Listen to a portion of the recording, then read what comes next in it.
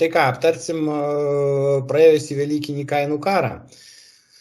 Kaip ten bebūtų, reiškia, pirkėjų jis naudos atnešė. Priminsim prieš istoriją, tai Maxima 2 savaitės padarė, sakykime, tokį 9 populiariausių velykinių prekių iššūkį, kad kasdien lygins jų kainas ir darys, jei kažkas padarys mažiau, darys dar pigiau.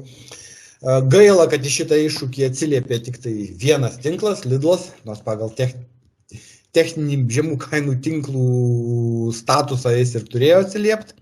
Na ir iš tikrųjų nauda buvo didelė pirkėjui, nors ten dienos metu buvo mažinama ir centais, bet iš tikrųjų kiaušiniai sumažėjo nuo 89 iki 68 centų, jeigu pradiniai iš vis buvo virš euro, nes kiaušinių kaina buvo mažinama 2 savaitės pas Maximą ant kraiko laikomų kiaušinių, sakykime, Coca-Cola taip pat buvo žymiai sumažėjus iki 40 centų už litrą kaina, tas pats ir su Antim, kuri pradinė kaina buvo praktiškai 4 eurai, jis sumažėjo į 2,40 eurus, tai tikrai pirkėjai galėjo apsipirkti Velykom naudingai. Dabar, kaip atsakinėjo Lidlas, įdomi situacija, tai Lidlas, aišku, sekė paskui Maximą, mažindavo, jei Maxima mažina 1 centu, tai Lidlas mažina 2. Aišku, daug darė jie per kuponus savo, kuriuose įsiūtas jau yra kiekio ribojimas. Tai, kaip sakant, toks nepilnavertis atsakas, nei visas prekes atsakė, neatsakė į filė. Vietoj lašišos visą savaitę praktiškai skyrus 1 dieną siūlė įsigyti karpį. Pačioje akcijos pradžioje mes juos pagavom, kad jie kainas mažina per kuponus, bet jeigu kuponų pasinaudojai, tai to antro pigesnio kupono negaudavai. Po to jie tą visą reikalą ištaisė ir kuponus pateikdavo, bet vartotojas jų dienos metu matydavo 3-4 nuo didžiausios iki mažiausios kainos, nes pas juos po kiekvieno sumažinimo atsirasdavo vienas kuponas. Kas dar įdomu, tai kad prekijos Lidle buvo ribojamos, taip pat buvo ir prekių trūkumas. Taip, Maximo irgi buvo prekių trūkumas atskirose parduotuvėse, bet, sakykime, taip, Lidle tikrai daugiau.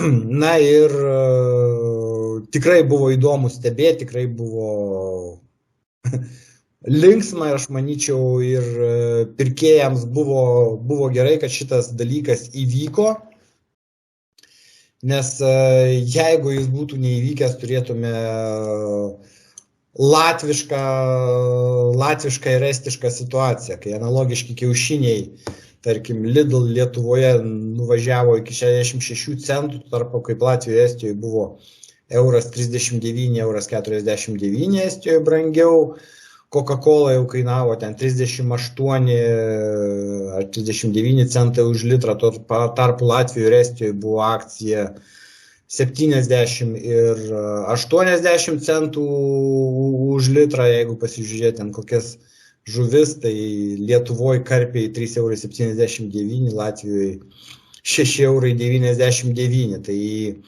tikrai pirkėjų šitas viskas išėjo į naudą. Aišku, buvo labai linksma žiūrėti, kaip Lidlas keičia kainas ten, ypatingai paskutinę dieną, kad tik pasirodyti pigiau, ten valandą iki parduotuvių uždarimų ir panašiai. Ir tai matėsi, kad tinklas labiau nori tą kažkokį turėti skaičių, negu suteikti kažkokią naudą pirkėjam. Na, buvo tikrai labai smagu žiūrėti visą tą reikalą iš šono. Gal aš tada biškį nuo savęs dar pridėsiu. Jeigu kalbėti apie, sakykime taip, tas varžybas, tai tinklas, kurį dino save čempionų, kainų čempionų, šiuo atveju buvo rolėje besiginančio ir besivejančio. Tai iš čia ir turbūt ir buvo vienas iš svarbiausių, reiškia, klaidų. Jeigu Maksimui buvo paruoštos palėtinės vietos, atitinkamai prekių kiekis buvo gan didelis, tai Lidl tai buvo tiesiog reguliaraus išstatymas ir praktiškai paskelbus kažkokią geresnę kainą, produktų tiesiog nelikdavo lentynose. Kitas momentas, kuris labai nepatiko, bet kuris jau tampa tokia, išskirtinių Lidl brožų, tai yra šiek tiek reiškia čytinti. Tai kaip ir jau minėjai, kad žaisdavo su pasirinkimu, į ką atsakysiu, į ką neatsakysiu. Čia ir sprandinė, ir lašiša, ir ir visi kiti dalykai. Bet tokio įžalumo galbūt viršūnė buvo su kiaušiniais, kai Maksimos pasiūlymas buvo M dydžio kiaušiniai ant kraiko laikomi, tai tuo tarpu paskutinę savaitę Lidlas žaidė išvis su S dydžio kiaušiniais. Jeigu nematėt, galite pasižiūrėti mūsų paskutinės apžvalgas, kur, tokio, balandžio kiaušiniai, tikrai turbūt arčiau putpelių, reiškia dydžio, negu kad į normalius velykinius kiaušinius. Jie buvo pateikiami kaip prieš pastatymą, sakykime taip, normaliems kiaušiniams. Dar vienas dalykas, kuris, reiškia, sakykime taip, kliuvo, tai ką mes jau ir paminėjom, tai bandymas bet kokią kainą parodyti kažką, tai reiškia pigiau, dar geresnę kainą. Bet visa tai buvo daryta vėlgi su tam tikrų, pavadinkim taip, apgavystės elementų, tai yra prieš parduotuvės uždarimą, jau praktiškai neturint kiekio, tiesiog pradeklaruojant kažką tai įspūdingo. Tai tokiu atveju, aš sakyčiau, tai nėra ta prasme, vertė kažkokia vartotojai, o tiesiog bandymas, reiškia parodyti, kad pas mane gali būti ir pigiau. Tai jeigu gali būti pigiau, tai jūs kiekvieną dieną tai įrodykit. Tada jūs galbūt ir gausite tą pripažinimą ir galbūt jūs galės kada nors pavadinti kas nors kainų čempionais. Bet dabar tai dažnai, aš tai dažniau vadinčiau jūs kainų čempionai, reiškia čytinimo lygoje. Tai turbūt toks būtų reziumė konkuravime tarp Maksimos ir Lidlo.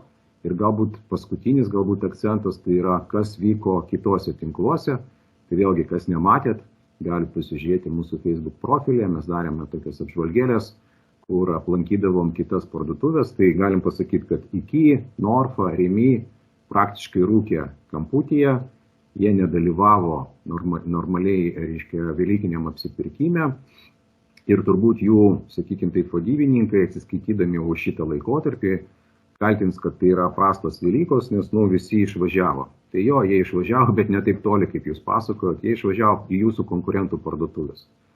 Tai ką, linkime sėkmės, reiškia, ir šitiems vadybininkams. Nežinau, ar jūs ilgai liksite dar savo darbo vietose, bet, jūs patys to ir nusipelnėt. Tai turbūt tiek apie tas akcijas.